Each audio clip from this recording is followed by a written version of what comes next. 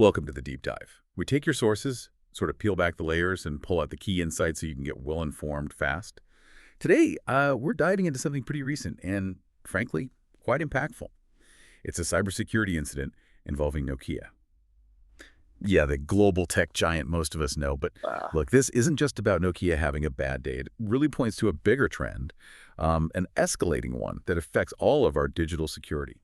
Our mission today, to unpack what went down, what it tells us about these hidden vulnerabilities in the systems we use every single day, and maybe most importantly, what lessons we can learn from it. Yeah, exactly. This Nokia situation, it really puts a spotlight on how cyber attacks are, well, changing, evolving in 2024, 2025. It's not just about building higher walls around your own company anymore. This deep dive, I think, will show why a huge company like Nokia could allegedly get breached. And not through their main entrance, but sort of through the back gate. It's a wake-up call for basically every organization out there to rethink their security perimeter. And what's kind of amazing here is how a company with Nokia's resources found itself in this spot, and the specific weakness they say was exploited. We're going to get into the key takeaways, hopefully give you some of those aha moments as we dig into this breach and what it really means. So the story kicks off with this claim, a pretty bold one, from a cybercriminal calling themselves Zarzerbyte. They apparently went onto dark forums, that's a known dark web marketplace, and announced they'd broken into Nokia's internal network. Right, and what's really crucial to understand here is how they claim this breach happened. Zardabyte wasn't saying they directly hacked Nokia's main systems, no. They reported getting unauthorized access through a third-party contractor system. And this contractor system, it seems, was actually integrated with Nokia's own internal network, apparently used for, like, tool development. If you connect that to the wider threat landscape, well, it shines a light on a really common and increasingly exploited attack path. That's The so supply true. chain vulnerability. Think of it like a castle, right? Impenetrable walls. But the danger isn't someone climbing the walls. It's sneaking in through the guy delivering the groceries every day, the vendor. Okay, and this is where it gets, well, quite concerning. Zardabyte claims this is one of the most severe corporate data exposures Nokia's faced recently, the alleged haul. Internal directory data from over 94,500 Nokia employees. We're talking about really sensitive personal and professional info here. That raises a big question, doesn't it? Yeah. What exactly was reportedly exposed? Well, the threat actor gave a pretty detailed list. It includes things like full names, contact details, corporate emails, phone numbers, job titles. But it goes further. Departmental links, LinkedIn traces, even internal documents, logs about external partners, ID numbers, corporate hierarchy maps. I mean, that kind of information. It's basically a treasure trove for attackers. Yeah, that sounds less like just data and more like a launch pad for whatever they want to do next. What makes that specific mix of info so dangerous?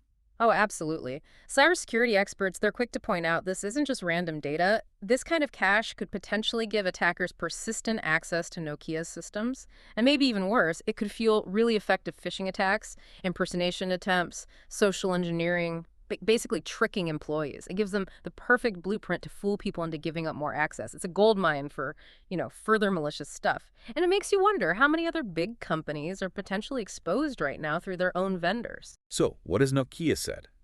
Their official response acknowledges the claims, and they've launched an investigation. They confirm they know about the breach claims, but they've also been clear that so far they haven't found evidence their main systems were compromised. Still monitoring closely, though. But what's really interesting, or maybe worrying, is that this comes after another breach back in November 2024 that involved a different actor, Intel broker, who also allegedly got access source code and credentials, this time through another contractor. It kind of suggests a pattern, doesn't it? Maybe a systemic issue with third-party risk, not just a one-off thing. Exactly. Which brings us to the bigger picture. This Nokia incident, it really hammers home this growing challenge of supply chain vulnerabilities.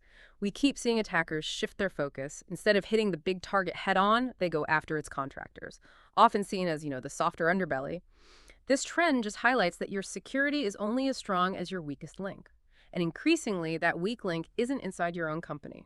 Okay, so boiling it down, what does this mean for the wider world, for you listening, trying to navigate this digital stuff? Well, it fits perfectly with these broader cybersecurity trends we're seeing across the whole tech industry.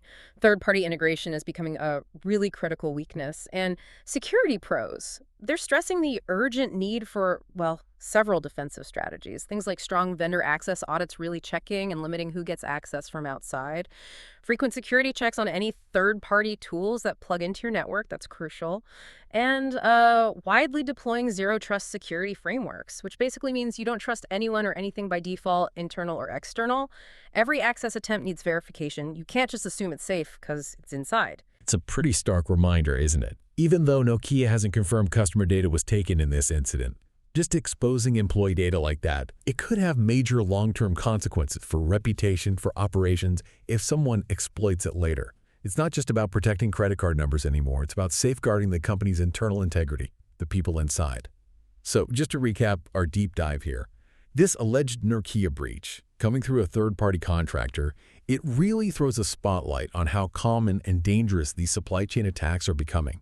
We've seen how big companies are getting hit, maybe not directly, but through partners who might be less secure. And like we discussed, even just exposing employee data without customer info involved, that's a critical issue. It can lead to serious follow-on attacks, making people the prime target. Yeah, absolutely.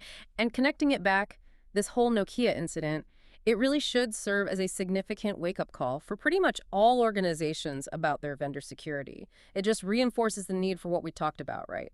Strong vendor audits, frequent checks on third-party tools touching your systems, and fundamentally adopting those zero-trust frameworks. The security boundary isn't just your own walls anymore. It extends out to every single partner you work with. So here's something to think about.